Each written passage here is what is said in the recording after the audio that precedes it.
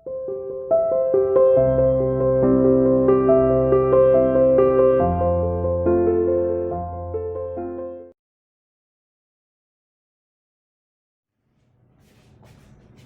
to CR International School online classes. Hello students, our today's topic is numericals of de Broglie wave equation or we can say dual nature of the light.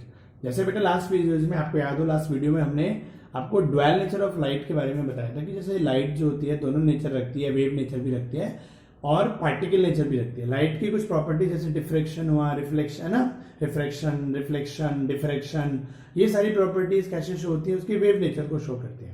ठीक है, और आपका जो photo electric effect है, black body radiation है, ये सब किसको शो करते हैं बेटा, हमारे पार्टिकल नेचर को शो करते हैं। जो प्लांक क्वांटम थ्योरी थी हमने उसके न्यूमेरिकल कराए थे, याद आया आपको, फोटो इलेक्ट्रिक के न्यूमेरिकल कराए थे। तो इस तरीके से लाइट में क्या होती है, दोनों नेचर होती है, पार्टिकल नेचर भी है और आपके पास क्या होती है, वेव नेचर भी होती है। Is it? तो इसी से बेटा हमारा एक टॉपिक बना था डुअल नेचर ऑफ लाइट। ठीक है, नहीं मतलब wave nature as well as particle nature. ऐसे डुअल नेचर ऑफ मैटर भी बोलते हैं।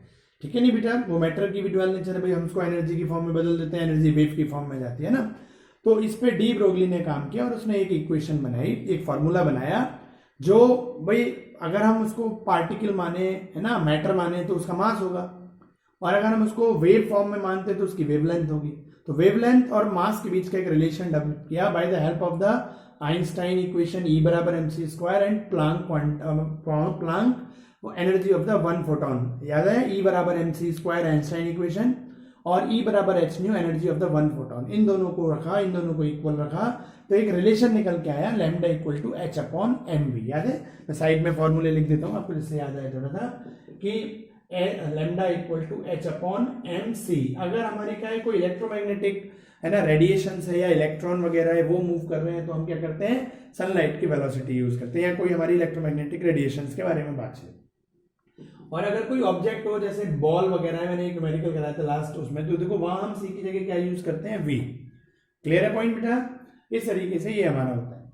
और इसको एम वी बराबर क्या होता है ना, मोमेंटम है ना। ये पी क्या कहलाता है बेटा, हमारा मोमेंटम।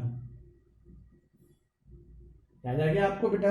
तो हम पी की जगह क्या रख सकते हैं, लैम्डा इक्वल, ये वैल्यू जब हम यहां रखेंगे तो हमारा क्या बन जाएगा formula, lambda equal to h upon P.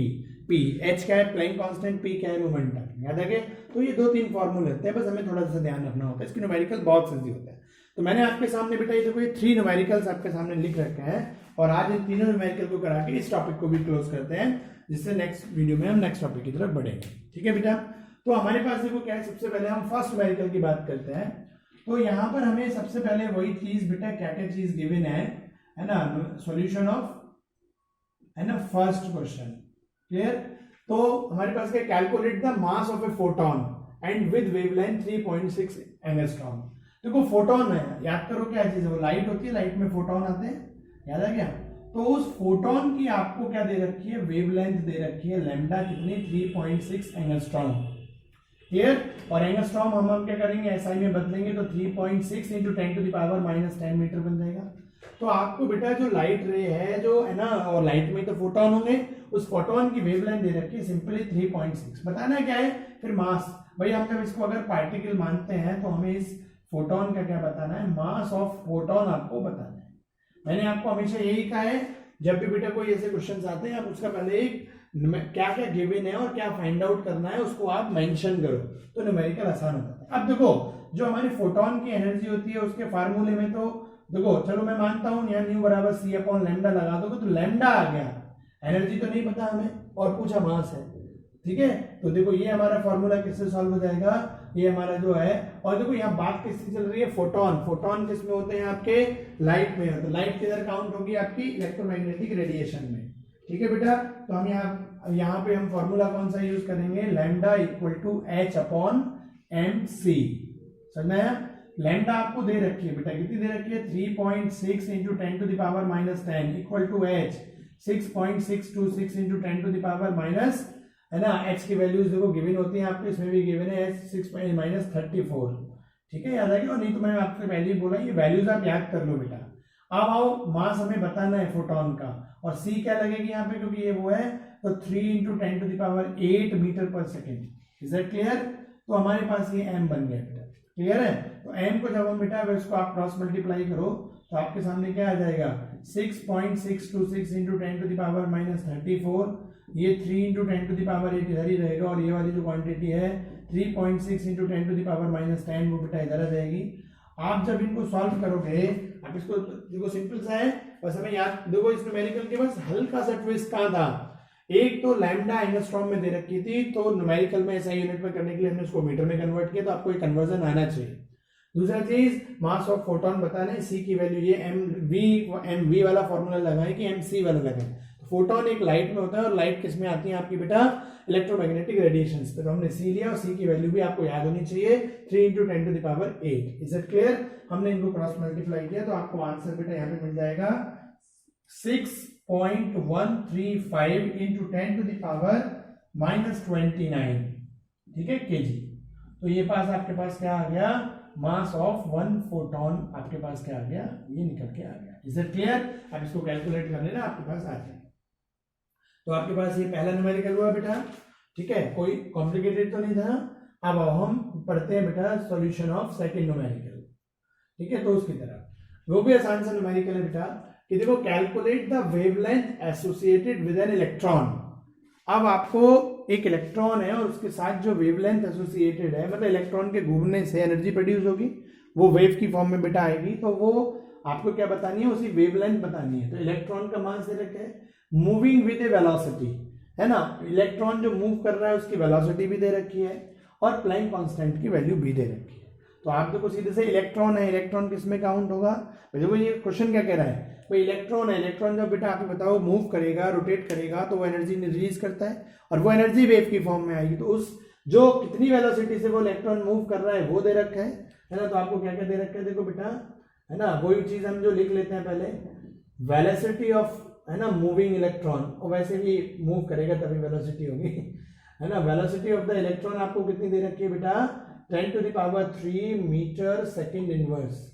आपको पास मास ऑफ इलेक्ट्रॉन दे रखा है बेटा आपको, है ना, 9.1 into 10 to the power minus 31 kg, क्योंकि एम के एस में ये केजी में होता है, लेंथ मीटर में होती है, ठीक है। और आपको लैम्डा बतानी है, साथ में एक प्लैंक कांस्टेंट की वैल्यू भी दे रखी है, और आपको लैम्डा बतानी है, ठीक है बेटा। अब वही formula lambda equal to H upon M. अब देखो ये क्या इलेक्ट्रॉन, तो इलेक्ट्रॉन के केस में भी क्या लगेगा बेटा, आपकी सी लगेगी, ठीक है। और वैसे भी वो अच्छा ओके, यहाँ इलेक्ट्रॉन की इन्होंने वेलोसिटी दे रखी है, तो हम यहाँ पे v यूज कर लेंगे, ठीक है, ओके। तो हमारे पास h की वैल्यू 6.626 है ना, into 10 to the power minus 34, ठीक है बेटा। ये h की value, mass of the electron आपको दे रखा है 9.1 into 10 to the power minus 31 KG.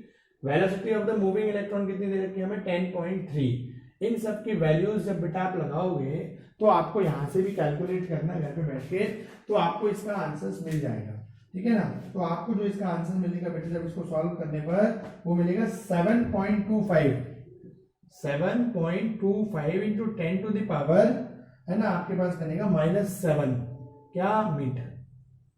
तो ये आपके पास क्या बन गया 7.25 into 10 to the power -7 metre. Clear है? तो आप देखो ये दो सिंपल से न्यूमेरिकल हैं, बस मेरे कराने का जो पर्पज है बेटा वो बेसिकली इतना सा है कि जैसे यहाँ पे आपको थोड़ा सा यूनिट कन्वर्जन, देखो इसमें तो वो भी नहीं हुआ है, सीधे सीधे मीटर में यूनिट दे रखी है, केजी में दे रखी है, इसमें ये न्यूमेरिकल तो सबसे आसान है, ठीक है। और इसमें बस थोड़ा सा क्या था, हमने लैम्डा की यूनिट को कन्वर्ट किया, क्लियर है पॉइंट। सी क्या लगेगा, मतलब ई की वैल्यू सी, मतलब सनलाइट की वेलोसिटी के बराबर। और आपने देखा एक दोनों न्यूमेरिकल्स में सी की वैल्यू दी हुई नहीं है, तो आपको याद होनी चाहिए, ये आप याद रखना बेटा, ठीक है। चलो बेटा, अब हमारे पास हम बढ़ते हैं थर्ड न्यूमेरिकल की तरफ, तो थोड़ा ध्यान से देखिएगा उसको, ठीक है। तो देखो हमारे पास, अब इनको मैं क्लियर कर देता हूँ, बस साथ ही साथ न्यूमेरिकल भी पढ़ रहा हूँ और उसको एक्सप्लेन कर रहा हूँ, ध्यान से सुनिएगा। तो देखो बेटा हमारे पास क्या है, यहाँ पर भी 2 पार्टिकल्स हैं, एक पार्टिकल है ए और दूसरा पार्टिकल है बेटा हमारे पास क्या बी। ए और बी 2 पार्टिकल है, और देखो यहाँ पर मैं क्या करता हूँ इसमें, चलो एक बार पढ़ दूं फिर उधर भी क्लियर करूंगा कि हमारे पास 2 पार्टिकल है, ए पार्टिकल है और एक बी पार्टिकल है, दोनों क्या है मोशन में है। मान लीजिए एक भी मोशन में है, दूसरा भी मोशन में है, या मान लो वो रिवॉल्व कर रहा है, इस टाइप से वो रिवॉल्व कर रहा है, ठीक है, आप कैसे भी ले सकते हैं। तो ये आपके मोशन में आया, ठीक है नहीं, ए और बी 2 पार्टिकल मोशन में है, if the wavelength associated with particle A, जब ये मूव करेंगे पार्टिकल बेटा तो क्या है, एक एनर्जी रिलीज करेंगे और वो जो एनर्जी रिलीज होगी उसकी जो लैम्डा होगी बेटा वो आपको दे रखी है कितनी, 5 × 10⁻⁻8 मीटर। और calculate the wavelength of particle B, जो बी पार्टिकल है आपको उसकी लैम्डा बतानी है। साथ में क्या दे रखा है बेटा, क्लियर है कि इफ द मोमेंटम ऑफ, है ना, of this particle of its momentum, it's मतलब इट्स का मीनिंग है यहाँ पे पार्टिकल बी, तो पार्टिकल बी का जो मोमेंटम है, मोमेंटम समझ में आ गया, पी किसका, पार्टिकल बी का, ठीक है ना, ये कंडीशन में इधर ही लिख देता हूं, जो पार्टिकल बी का जो मोमेंटम है बेटा वो हाफ है किसका, मोमेंटम ऑफ पार्टिकल ए। तो देखो हाफ कौन है, ये, और मुझे इनको इक्वल रखना है, ठीक है, तो मैं क्या करूंगा, तो इसको हाफ कर दूं, यही तो याद करो मैथ में सिखाया जाता है। मान लो फॉर एग्जांपल मैं एक समझाने के लिए लेता हूं, 5 बी का मोमेंटम जो है 5 है और ए का मोमेंटम क्या है, 10 है। Clear point. देखो वो क्या कह रहा है, इफ इट्स मोमेंटम मतलब इट्स मतलब momentum of particle B is half of A, तो देखो ये 10 का हाफ 5 हो गया, और मुझे अब ये बराबर तो नहीं है ना आपस में, इसको बराबर में करने के लिए मुझे क्या करना पड़ेगा, आप मुझे इसको 2 से डिवाइड करना पड़ेगा, तभी तो क्या बनेगा, ये 5 बनेगा ना। इज दैट क्लियर, ये मैथमेटिक्स में, या फिर आप इसको डबल कर दो, दो तरीके होते हैं। तो हमारे पास कंडीशन बन गई ये कि ये जो दे रखी है, इफ इट्स मोमेंटम इज, है ना, इट्स मतलब पार्टिकल बी का जो मोमेंटम है वो पार्टिकल ए के मोमेंटम की क्या है, हाफ है, लेकिन हाफ है तो हमें इक्वल करना है, तो इक्वल कब होगा, जब ए को हाफ कर दे, तभी तो ये दोनों बराबर हो पाएंगे। तो ये कंडीशन बेटा हमने बना ली, ठीक है। तो मैं ये सारे फॉर्मूले वो कर देता हूं, क्योंकि हमारा बस काम कौन सा आएगा, मोमेंटम वाला फॉर्मूला काम आएगा, वो मैंने छोड़ दिया। इतनी चीज समझ में आ गई। तो अब देखो हमारे पास सीधा सा एक फंडा है कि अब ये न्यूमेरिकल कैसे करेंगे, आप दोनों में फॉर पार्टिकल ए के लिए एक बना लीजिए बेटा कंडीशन, है ना, न्यूमेरिकल ऑफ क्वेश्चन नंबर 3, है ना, फॉर पार्टिकल ए, तो लैम्डा इक्वल टू क्या बनता है, h/p। क्लियर, लैम्डा हमारे पास कितनी दे रखी है, आप मुझे देखो बेटा, पार्टिकल ए की लैम्डा है ना 5 × 10⁻⁻8 मीटर इक्वल टू एच की वैल्यू आपको पता ही है 6.6, है ना, 26, और वैसे भी ये इसमें कट जाएगा, into 10⁻34 upon momentum of particle A. ठीक है बेटा, ऐसे हम क्या करें, फॉर पार्टिकल बी के लिए जब करेंगे तो हमें ये लैम्डा बी पता नहीं है बेटा, और 6.626, है ना, इंटू 10⁻34 अपॉन क्या होगा, मोमेंटम ऑफ पार्टिकल बी। अब हम क्या करें बेटा, इन दोनों पी ए और पी बी की वैल्यूज को यहां से हम थोड़ा इसको कन्वर्ट कर लें, तो देखो पी ए बराबर क्या बन जाएगा आपका, है ना, 6.626 इंटू 10⁻34 अपॉन में क्या हो गया 5 इंटू 10⁻, है ना, 10। इसको हम इधर ले गए, इसको इधर, ये इक्वेशन 1 आ गया।